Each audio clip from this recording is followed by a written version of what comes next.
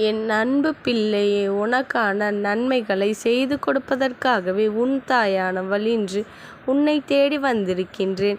சற்றென்று என் பாதத்தை தொட்டுவிடு. இந்த நாளில் உன் கையில் ஒன்று கிடைக்கும். உன் வேண்டுதல் பலிக்கப் போகின்றது. இதை நம்பினால் முழுவதுமே கேட்க உனக்கு ஒரு விஷயத்தை சொல்கின்றேன்.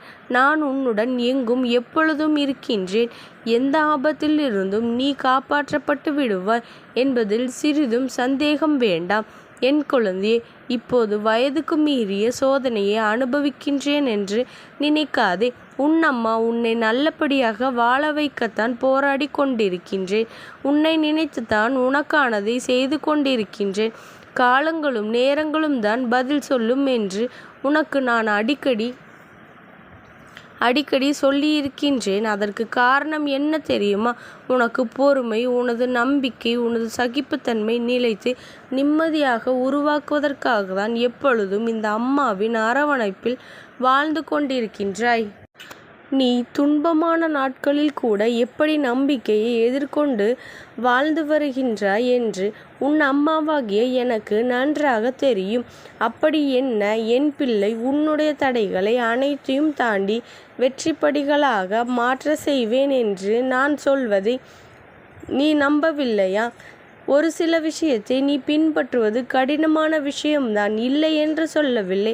ஆனாலும் அதை தாண்டி என் குழந்தை, நீ எல்லாவற்றையும் கடந்து வந்து கொண்டுதானே இருக்கின்றாய். ஆனாலும் நீ முயற்சி செய்து கொண்டுதானே இருக்கின்றாய். ஒரே ஒரு முறை உனது துயரங்கள் அனைத்தும் காணாமல் போய்விடும். நீ சந்தோஷமாக இல்லாவிட்டாலும் பரவாயில்லை. நீ அன்பு செலுத்தும் உறவு சந்தோஷமாக இருக்க வேண்டும்.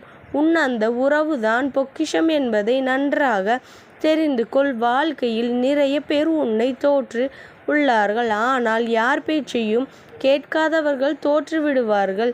என்னுடைய பேச்சையும் கேட்பவர்களுக்கு தோற்று விடுவார்கள். உனக்குள் உள்ள உயிரே உனக்கு சொந்தமில்லாத போது இடையில் வரும் உறவுகள் நினைப்பது என்பது நம்பலாமா? அதை நீ உணர்ந்து கொள்ளலாமா?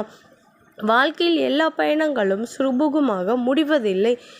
போகும் சில பயணங்கள் தான் வாழ்க்கையை கற்றுக் கொடுக்கின்றது.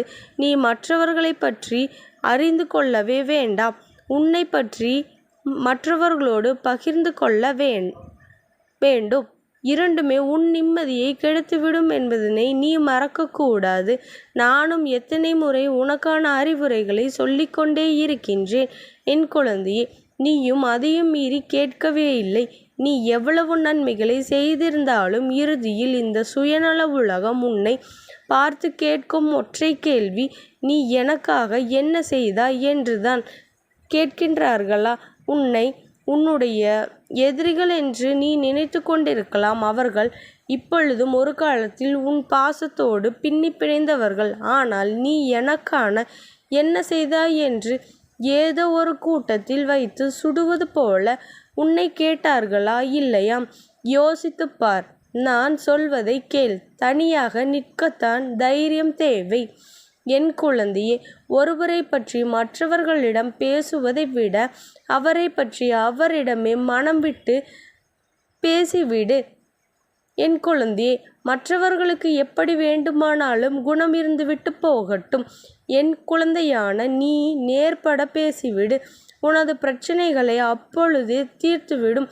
வாழ்க்கையில் சிறிதான் என் குழந்தையை, அதை சிறப்பாக மகிழ்ச்சியாக வாழ கற்றுக்கொள். ஆனால் செல்லும் தூரம் நீண்ட தூர பயணமாக இருக்கும். இந்த நேரத்தில் உன்னுடைய வாழ்க்கையை பற்றி சொல்லிக்கொண்டுதான் இருக்கின்றேன்.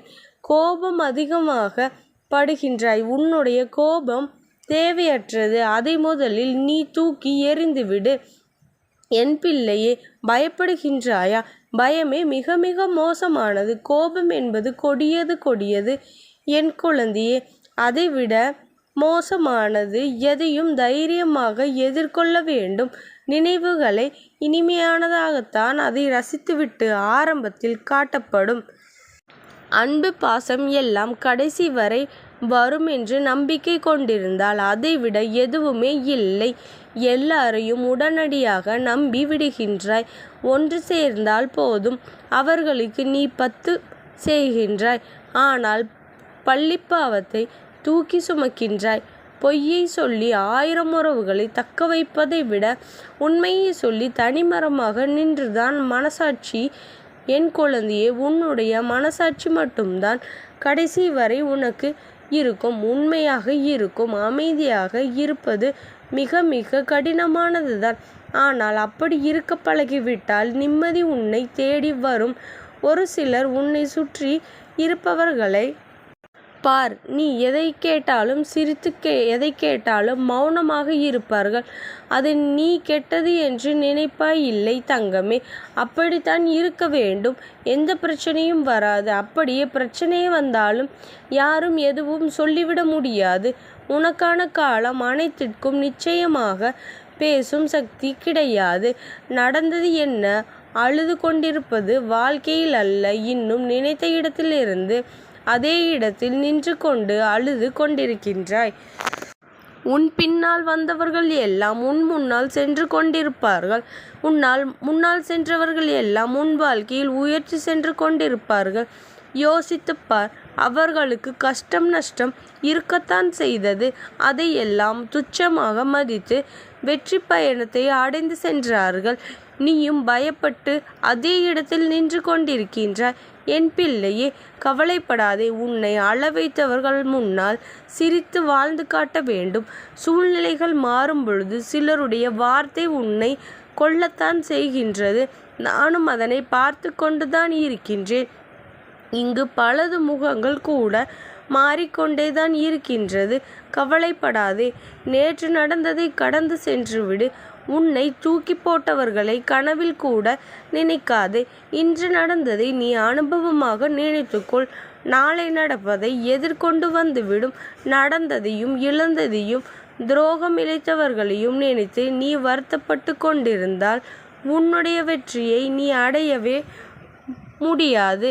அது உன்னை மீளவும் விடாது. என்னிடம் விட்டுவிட்டு அது ஒரு முடிவுக்கு நிச்சயமாக வரும். உன் மனதை போட்டு குழப்பம் பிரச்சனைகள் விரைவில் சரியாகிவிடும். அதிசயம் அற்புதம் நடக்கும். நீ மகிழ்ச்சியோடு வாழ்வாய். யாரெல்லாம் உன்னோடு இருப்பார்கள் என்று விலகுவார்கள் என்றும் காலம் முடிவு செய்து கொள்வதில்லை. அவர்களின் வார்த்தைகளும் நடத்தைகளும் தான் முடிவு செய்கின்றது. பொய்யென்ற கவசம்தான் முடிவு செய்கின்றது. அதை தாக்கம் என்று நம்புகின்றார்கள். அதை உண்மை என்னும் ஆத்திரம் உடைத்தெறிந்து விடும். உன்னை எவ்வளவு வேகமாக வீழ்த்த நினைக்கின்றார்களோ அதைவிட பல மடங்கு வேகத்தில் தானே உன்னை வளர்த்து கொண்டு இருக்கின்றேன். பொறுமையாக இரு. பல நேரங்களில் உனக்காக உதவும் என்னை நினைத்து கொண்டு ஒரு காரியம் நடக்க நினைப்பதை கூட ஒரு பொறுமைதான்.